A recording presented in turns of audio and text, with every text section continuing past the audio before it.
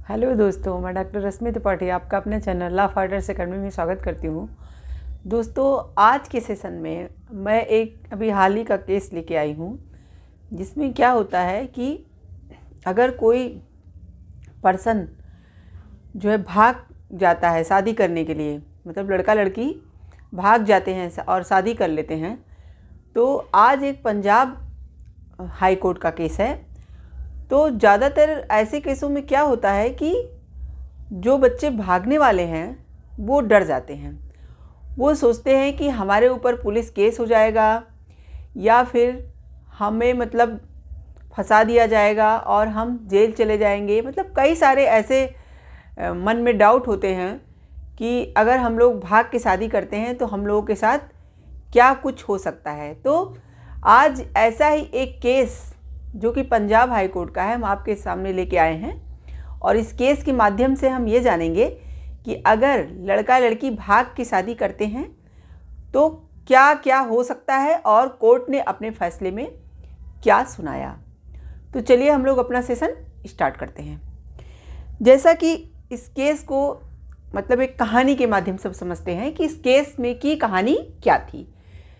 इस केस में होता क्या है कि लड़का लड़की रहते हैं और दोनों क्या करते हैं, भाग जाते हैं। और ऐसा नहीं है कि लड़का लड़की को भगा के ले जाता है, मतलब दोनों अपनी सहमत से भागते हैं और दोनों की उम्र भी सही रहती है, लड़की की 18 लड़के की 21, और दोनों भाग करके शादी कर लेते हैं। लेकिन लड़की के पिता क्या करते हैं कि लड़की के पिता लड़के के खिलाफ किडनैपिंग का केस कर देते हैं। किडनैपिंग का सेक्शन आईपीसी का जो सेक्शन 363 है और सेक्शन 366, यानी कि एक तो उन्होंने किडनैपिंग का किया, एक उन्होंने किया कि शादी के लिए किसी की किडनैपिंग वगैरह करना। तो ये दोनों चार्जेस लगा करके लड़के के ऊपर एफआईआर कराया। तो जब लड़के के ऊपर एफआईआर हुआ तो लड़के को मतलब बार बार इस केस के लिए कोर्ट में बुलाया जाता रहता था। क्रिमिनल केस उसके ऊपर जब चलाया जाता था और बार बार उसे पुलिस के पास जाना पड़ता, कोर्ट में मतलब हाजिरी लगानी पड़ती।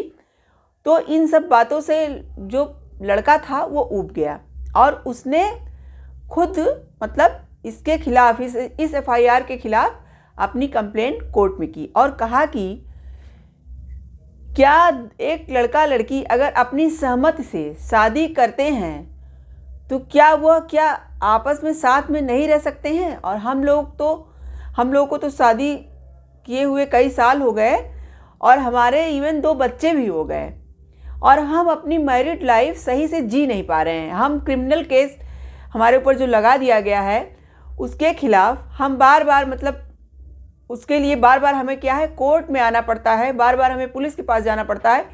इसलिए जो हमारी मैरिड लाइफ है वो सही से चल रही है और हम इसी में उलझे रह जा रहे हैं।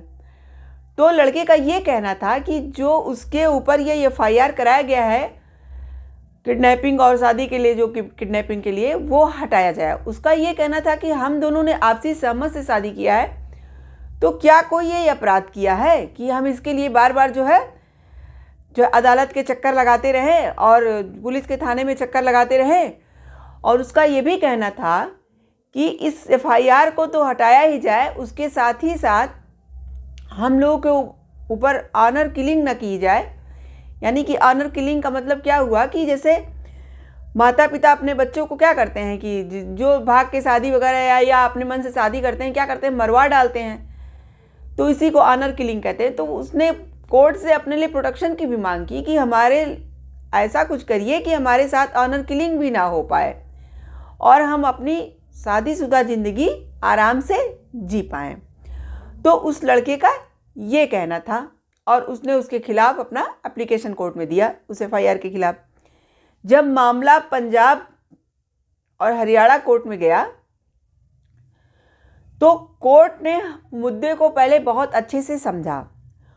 उसके बाद कोर्ट ने ये कहा कि अगर 2 पर्सन शादी करने योग्य हैं, यानी कि उनकी उम्र शादी करने लायक हो, तो वो चाहे जिस जाति के हों, धर्म के हों, चाहे जो हों, अगर वो शादी करते हैं और दोनों अपनी समझ से शादी करते हैं तो उन्हें जो है उनकी शादी को कोई नहीं रोक सकता। ना पुलिस रोक सकती है, ना कानून रोक सकता है, ना कोई रोक सकता है। क्योंकि ऐसा सुप्रीम कोर्ट के कई फैसलों में भी हम लोगों ने देखा है, और जो हमारा कॉन्स्टिट्यूशन का आर्टिकल 21 है वो भी ऐसा अधिकार देता है कि हमें अपना लाइफ पार्टनर चुनने का अधिकार है।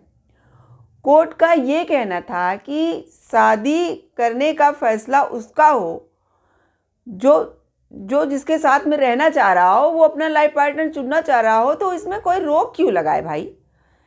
अगर वो शादी करने के योग्य हैं और वो अपनी सहमति से शादी करना चाह रहे हैं या शादी कर लेते हैं, तो उसमें पुलिस या कोर्ट या कोई भी क्यों रुकावट डालेगा। और रुकावट डालना भी नहीं चाहिए, और रुकावट डाल भी नहीं सकता है।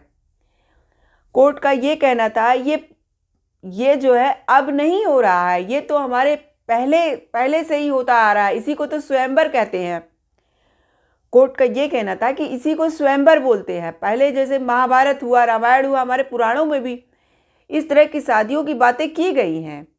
तो ऐसी शादियां जब पहले से होती आ रही हैं तो अब करने में क्या है, जबकि हमारा कॉन्स्टिट्यूशन भी इसका अधिकार देता है, सुप्रीम कोर्ट ने भी अपने कई फैसलों में ऐसा कहा। तो ऐसी शादियों को कोई रोक नहीं सकता है। और ऐसी शादी जब बेचारे जो बच्चे कर रहे हैं उनको फालतू किडनैपिंग के चक्करों में फंसाया जा रहा है, उन पे क्रिमिनल केस किए जा रहे हैं, और वो अपनी मैरिड लाइफ सही से जी नहीं पा रहे हैं। इवन उनके पास 2-2 बच्चे भी हैं। अब अगर पति ही जेल में चला जाएगा ऐसे मामलों में, तो जो उसकी पत्नी होगी वो अपना घर कैसे, अपने बच्चों को कैसे पालेगी, क्या करेगी बेचारी। तो मतलब कोर्ट का ऐसा कहना था कि अगर कोई इस तरह का करता है, ऐसे बच्चों को परेशान करता है, तो ये अच्छी बात नहीं है। और कोर्ट ने क्या किया कि उस लड़के के ऊपर से वो चार्ज जो चल रहा था किडनैपिंग का, वो हटा लिया और अपना फैसला लड़के के फेवर में सुनाया। तो देखिए, ये ऐसा पहला मामला नहीं है, इस तरह के कई मामले सुप्रीम कोर्ट में भी आते रहते हैं। तो जहाँ पे मतलब अगर पुलिस भी ऐसे जो पर्सन भाग के शादियाँ करते हैं, तो पुलिस भी अगर उनको परेशान करती है तो वो अपना इससे बचाव कर सकते हैं। वो लड़का लड़की अगर सहमति से कर रहे हैं, दोनों की एज सही है, वयस्क है दोनों, तो इसमें फिर डरने की बात नहीं है। फिर इसमें डरने की कोई बात नहीं है। तब कोर्ट भी वहाँ पे ऐसे लोगों का ही साथ देता है और ऐसी शादी को करने की इजाज़त देता है, और ऐसी शादियाँ लीगल ही मानी जाती हैं। तो आशा करते हैं कि ये जो केस मैंने आपको समझाया वो आपको पसंद आया होगा। तो आप मेरे चैनल को लाइक कीजिए, सब्सक्राइब कीजिए, शेयर कीजिए और बेल आइकन को दबाइए, जिससे ऐसे ही नए नए केसों से मैं आपको अवगत कराती रहूं। तो आज के लिए बस इतना ही। Thank you very much.